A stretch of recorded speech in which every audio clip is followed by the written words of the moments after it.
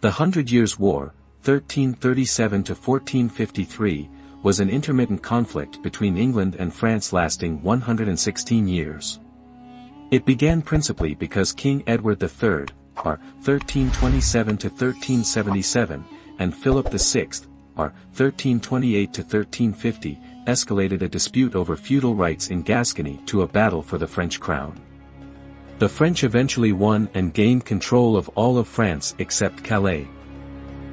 At first, the English won great victories at the battles of Crécy, 1346, and Poitiers, 1356, but then Charles V of France, r. 1364 to 1380, steadily regained much of the lands lost since the start of the war.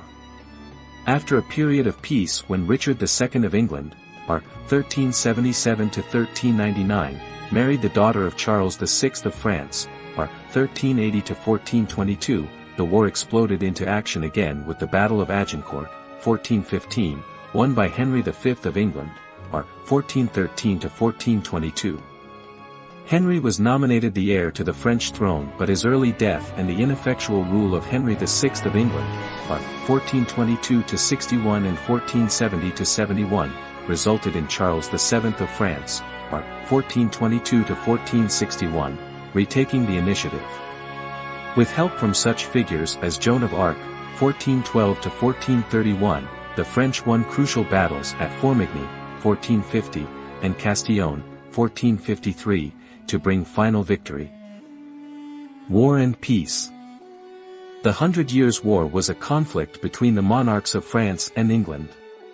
Starting in 1337 and not finally ended until 1453, the war lasted for 116 years, albeit not with continuous fighting but also long periods of peace included. The name we use today for the war was only coined in the 19th century. The Hundred Years' War is traditionally divided into three phases for the purposes of study and to reflect the important periods of peace between the two countries. The Edwardian War, 1337 to 1360, after Edward III of England. The Caroline War, 1369 to 1389, after Charles V of France. The Lancastrian War, 1415 to 1453, after the Royal House of England, the Lancasters. Causes of the war. The causes of the Hundred Years' War are as complex as the conflict itself would later become. In addition, motivations changed as various monarchs came and went. The principal causes may be listed as: the seizure of English-held Gascony, Aquitaine, southwest France, by Philip VI of France. The claim by the English King Edward III to be the rightful king of France through his mother. The expedition of Edward III to take by force territories in France, protect international trade and win booty and estates for his nobles. The ambition of Charles V of France to remove the English from France's feudal territories. The descent into madness of Charles VI of France and the debilitating infighting amongst the French nobility. The ambition of Henry V of England to legitimize his reign in England and make himself the King of France through conquest. The determination of the Dauphin, future King Charles VII of France, r. 1422 to 1461, to regain his birthright and unify all of France. The Edwardian War, 1337 to 1360. Edward III was able to make a strong claim to the French crown via his mother Isabella. Whether or not this claim was a serious one or merely an excuse for invading France is debatable. Certainly, on paper Edward did have a point. The current French king was Philip VI of France, who had succeeded his cousin Charles IV of France, r. 1322 to 1328, even if, when Charles had died, it was Edward who was his closest male relative, being Charles's nephew and the eldest surviving grandson of Philip IV of France, r. 1285 to 1314. The English king had not pressed his claim at the time because he was a minor, and the French nobility, discounting the legitimacy of inheritance through the female line, had naturally preferred a Frenchman as their ruler. However, by the mid-1330s Edward changed his strategy, perhaps irked by the technicality that, as the Duke of Gascony, the English king was actually a vassal of the French king according to the rules of medieval feudalism. Gascony was a useful trade partner of England's, wool and grain being exported and wine imported. When the French king confiscated Gascony to the French crown in 1337 and raided the south coast of England the year after, an attack which included the destruction of Southampton, Edward was presented with the perfect excuse to start a war. Edward got the ball rolling by declaring himself King of France in a ceremony in Ghent in January 1340. In addition, the king showed off his newly quartered coat of arms, the 3 lions of the Plantagenets, to now include the golden fleur-de-lis of France. The Low Countries were important trading partners with England, while other allies included rivals to Philip VI such as Charles II, King of Navarre, 1349–1387, and the Gascon Counts of Armagnac. One of the first major actions of the war was in June 1340 when a French invasion fleet was sunk by an English fleet at Sluis in the Scheldt estuary. The Caroline War, 1369–1389. The Peace of Bretigny ended in 1369 when the new French king, Charles V of France aka Charles the Wise, 1364–1380, began to grab back in earnest what his predecessors had lost. Charles did this by avoiding open battle, concentrating on harassment and relying on the safety of his castles when required. Charles also had a superior navy to the English and so was able to make frequent raids on the south coast of England. Most of Aquitaine was grabbed in 1372, an English fleet was defeated off La Rochelle in the same year and, by 1375, the only lands left in France belonging to the English crown were Calais and a slice of Gascony. In 1389 a truce was declared once again and relations further improved when, on March 12, 1396, Richard II of England married Isabella of France, the daughter of Charles VI of France. The union cemented a 2-decade truce between the two countries. Under the next king, Henry IV of England, 1399–1413, the crown was rather too preoccupied with rebellions in England and Wales to do very much in France. The Lancastrian War, 1415–1453. Henry V played the next significant move in this Game of Thrones as he was even more ambitious than Edward III had been. Not only did he want to plunder French territory but to permanently take it over and form an empire. For the king, success in war was also a useful tool in legitimizing his reign, inheriting as he had the crown from his father Henry IV who had usurped the throne by murdering Richard II. Henry V was greatly helped by the descent into madness of Charles VI of France and the consequent split in the French nobility between the Armagnacs and the Burgundians over who might control the king in France. Henry invaded Normandy, captured the important port of Harfleur in 1415 and followed this up with a stunning victory at the Battle of Agincourt on October 25.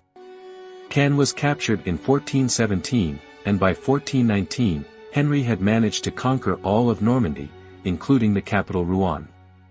These victories, but most especially Agincourt, where much of the French nobility had been butchered, had made Henry V a national hero, and in May 1420 he obliged the French to sign a peace treaty, the Treaty of Troyes, with very generous terms. The English king was nominated as the regent and heir to Charles VI and, to cement the new alliance, Henry married Charles's daughter, Catherine of Valois, l. 1401, circa 1437.